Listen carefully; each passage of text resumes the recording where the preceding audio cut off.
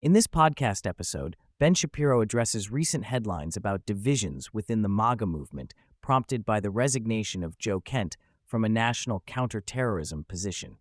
He explores the state of MAGA's cohesion, critiques media narratives, and offers insight into the ongoing conflict in Iran and the geopolitical situation in Cuba.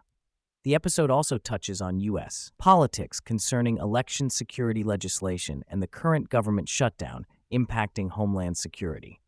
Ben Shapiro begins by tackling the narrative that MAGA is fracturing due to Joe Kent's resignation.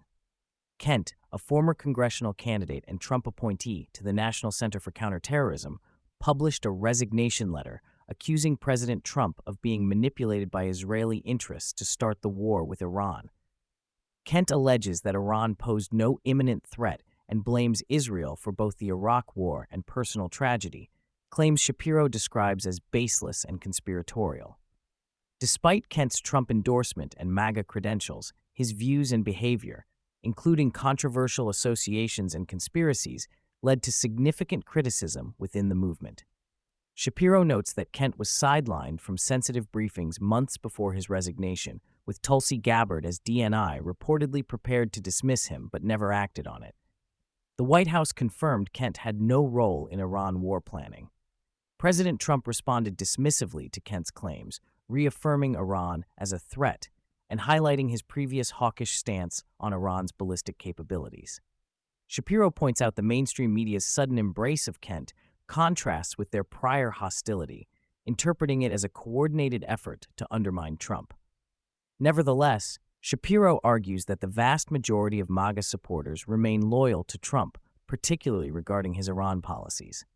The podcast criticizes the mainstream media and figures from the grievance party for elevating dissenters like Kent and Marjorie Taylor Greene as part of a broader attempt to fracture MAGA.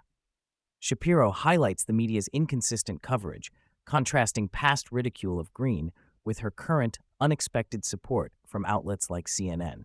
The narrative promoted by these figures includes conspiracy theories about Trump's relationship with Israel and opposition to the ongoing Iran conflict. Shapiro dismisses these efforts as politically motivated attacks that will not succeed because of Trump's strong hold over his base. Ben Shapiro reviews recent polling data demonstrating strong MAGA support for President Trump's handling of Iran, including high approval ratings and a majority favoring military objectives achieved before withdrawal. He contrasts this with claims by Democrats and some media voices accusing Trump of lacking clarity or planning. Shapiro dismisses such criticisms as partisan noise, noting Trump's history of setting goals regarding Iran's nuclear and military capabilities.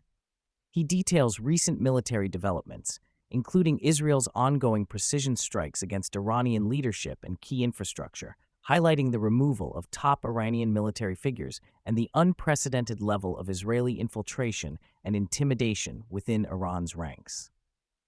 Shapiro underscores the strategic goal of pressuring the Iranian regime through decapitation strikes, destruction of missile and drone capabilities, and attacks on the country's energy sector, including vital gas facilities powering Iran's electrical grid. Shapiro outlines three possible scenarios for the conclusion of the Iranian conflict. The best-case scenario involves a coordinated uprising in Tehran, supported by Israeli and U.S. military efforts. Evidence suggests that Iran's internal police and security forces in the capital are already under heavy disruption, and Israeli leaders have openly encouraged Iranians to resist the regime during the upcoming Festival of Fire. The second scenario involves sectarian insurgencies in border regions dominated by Kurds, Azeris, and Baluchis. Shapiro notes these groups could divert Iranian regime resources, but warns that sectarian violence could prolong instability and potentially reinforce the regime's control if the Persian majority fears civil war. The third, and considered most realistic scenario, is a gradual collapse of the regime over time once the Strait of Hormuz is secured, strangling Iran's last leverage point in global oil transit. This phase would likely entail prolonged economic and military pressure until the regime's internal cohesion breaks down under its own weight. The episode criticizes NATO allies, particularly the UK, for refusing to participate actively in maintaining freedom of navigation through the Strait of Hormuz. Shapiro shares disdain for their unwillingness to support U.S. efforts militarily despite benefiting from global oil passages. President Trump's statements make clear that the U.S. no longer desires their assistance, emphasizing America's superior military position and independence. Shapiro shifts focus to Cuba, describing the communist regime as on the verge of collapse following the termination of Venezuelan oil subsidies. President Trump's comments underscore the regime's weakness and vulnerability.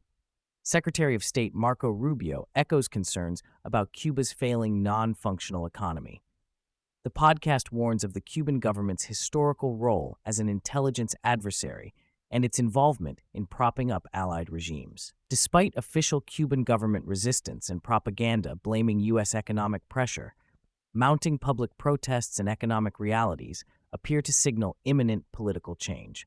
Daniel DiMartino of the Manhattan Institute joins to explain that Cuba lacks an organized internal opposition and thus is likely to experience a gradual liberalization with economic reforms rather than an immediate democratic transition.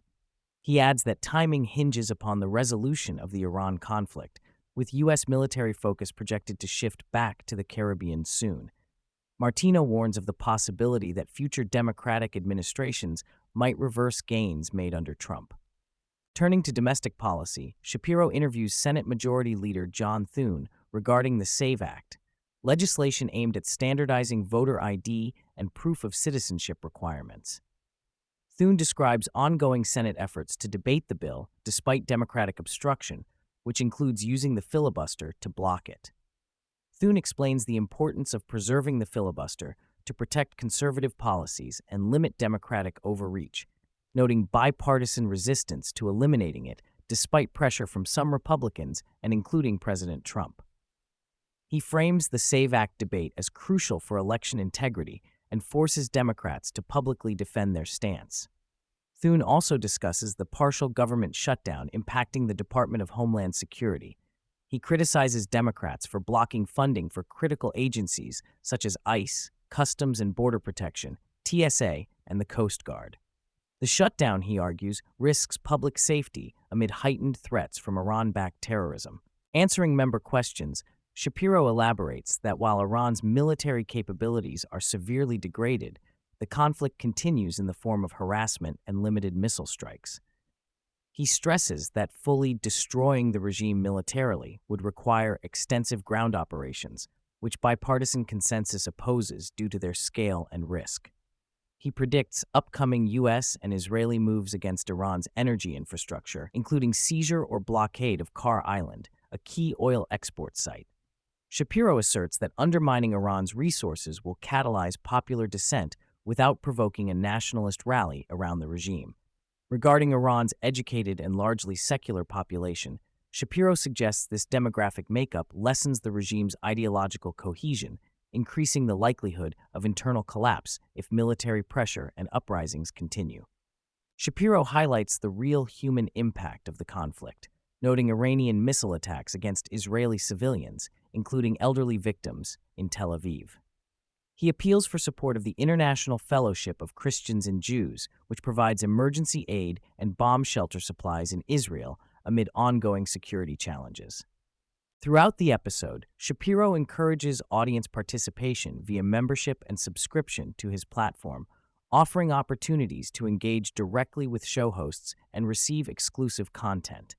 He emphasizes this as a vital part of sustaining their political and cultural commentary.